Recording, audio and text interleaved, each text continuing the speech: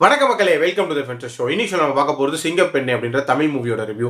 இந்த படம் பார்த்தீங்கன்னா ஆல்ரெடி தியேட்டர்ஸ்ல ரிலீஸ் ஆன ஒரு படம். இந்த படத்தில் ஷில்பா மோஜிநாத் தான் லீட் கேரக்டர் ப்ளே பண்ணியிருக்காங்க. இந்த படம் ஒரு சாதாரண பொண்ணு எப்படி ஒரு நேஷனல் சாம்பியன் ஆகிறா அப்படின்ற அந்த ஸ்போர்ட்ஸ் ஜேர்னியை சொல்லக்கூடிய ஒரு படம். ஆக்சுவலாக இந்த படத்தோட ஸ்டார்டிங்லேயே ஷில்பா மோஜிநாத்தை காட்டியிருப்பாங்க. இவங்க ஒரு ஸ்விம்மிங் கோச்சா இருப்பாங்க ப்ரெசென்ட்ல. பாஸ்ட்ல பார்த்தீங்கன்னா இவங்க சின்ன வயசுல ஒரு பிக டேலண்டட் ஸ்விம்மரா இருக்காங்க. இன்ஃபேக்ட் ஒலிம்பிக்கே அடிக்கிற அளவுக்கு கெப்பாசிட்டி அப்படின்றது இவங்களுக்கு இருக்கும். பட் ஊர்ல இருக்கிறவங்க இவங்க குறையா ட்ரெஸ் போட்டுட்டு ஸ்விம் பண்றாங்களே அப்படின்ற மாதிரி அவங்க பேரண்ட்ஸ்க்கு கொடுத்த ப்ரெஷர்னால அவங்க பேரண்ட்ஸ் வந்து இவங்களை ஸ்விம் பண்ண விடாம தடுத்துருவாங்க. அதுக்கப்புறம் வந்து இவங்க கஷ்டப்பட்டு ஒரு கோச்சா மாறி இருப்பாங்க அப்படின்னு சொல்லலாம். ஸோ தனக்கு வந்து இந்த கஷ்டம் இன்னொரு பொண்ணுக்கு வரக்கூடாது அப்படின்ற மாதிரியான மனநிலையில இருப்பாங்க. அந்த டைம்ல தான் தேன் அப்படின்ற ஒரு ரா டேலண்ட்டை வந்து இவங்க ஊருக்குள்ள பாக்குறாங்க. அந்த பொண்ணை ஒரு நேஷனல் சாம்பியன், அதுவும் ட்ரையாத்லான்ல ஆக்கணும் அப்படின்ற மாதிரி முயற்சி பண்றாங்க. அந்த முயற்சி எப்படி போகுது, அதுல என்னென்ன மாதிரியான சிக்கல்கள் வருது, டுவர்ட்ஸ் எண்ட் ஆக்குனாங்களா இல்லையா அப்படின்றத அந்த படத்தோட கதை. இதே மாதிரியான டெம்ப்ளேட்ல, அதாவது தன்னால அச்சீவ் பண்ண முடியாத ஒண்ணுத்த மற்றவங்கள வச்சு அச்சீவ் பண்றது அப்படின்ற ஒரு விஷயம் இருக்குல்ல, அதை பேஸ் பண்ணியே தமிழ்லயே நிறைய படங்கள் வந்துருச்சு. இறுதி சுற்று சொல்லலாம், கிளாப் சொல்லலாம், எதிர்நீச்சல் சொல்லலாம். இந்த மாதிரி நிறைய படங்கள் வந்து இதே டெம்ப்ளேட்ல எடுத்திருக்காங்க.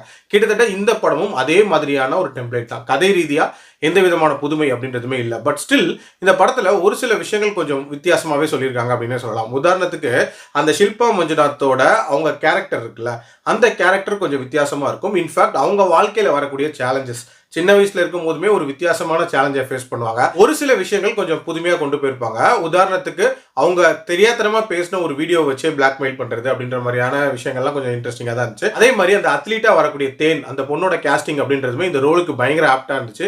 இன்ஃபேக்ட் அவங்க பார்க்கறதுக்கே ஒரு சூப்பரான அத்லீட் மாதிரி தான் இருந்தாங்க. அதே மாதிரி இந்த கதையில வந்து ட்ரையாத்லான்ங்கிற ஈவெண்ட்டை கவர் பண்ணது அப்படின்றது ஒரு இன்ட்ரெஸ்டிங்கான ஆஸ்பெக்டா நான் பார்க்குறேன்.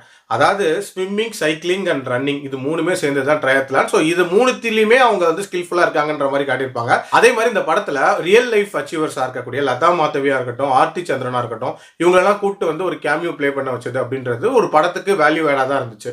ஆல்சோ இந்த படத்தோட டியூரேஷன் அப்படின்றதுமே லெஸ் தென் 2 ஹவர்ஸ்ல முடியக்கூடிய ஒரு படம் தான்.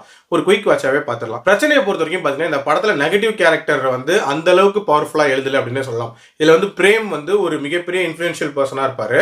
தன்னோட பொண்ணை வந்து அவர் இந்த சாம்பியன்ஷிப் அடிக்க வைக்கிறதுக்கான காரணம் இருக்குல்ல, அதெல்லாமே ப்ராப்பரா ஜஸ்டிஃபை பண்ணியிருக்க மாட்டாங்க. அதாவது அவங்களுக்கு ஐஐடியில சீட்டு வாங்கணும், அதை வச்சு வந்து சிடிஎஸ் மாதிரியான கம்பெனியில் பிளேஸ் ஆகணும் அண்ட் ஃபாரின் போகணும், இந்த ரீசனுக்காக தான் வந்து ப்ரெஷர் போடுவாங்க மாதிரி காட்டியிருப்பாங்க.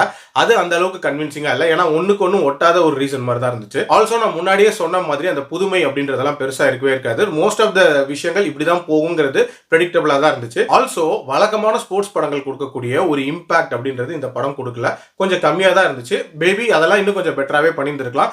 ஓவரால் என்னோட ரேட்டிங் அப்படின்றது இந்த படத்துக்கு 2.6 அவுட் ஆஃப் 5. அடல்ட் கண்டென்ட்லாம் இல்லை, தாராளமாக பார்க்கலாம். மீண்டும் அடுத்த விமர்சனத்தில் சந்திக்கிறேன். நன்றி, வணக்கம்.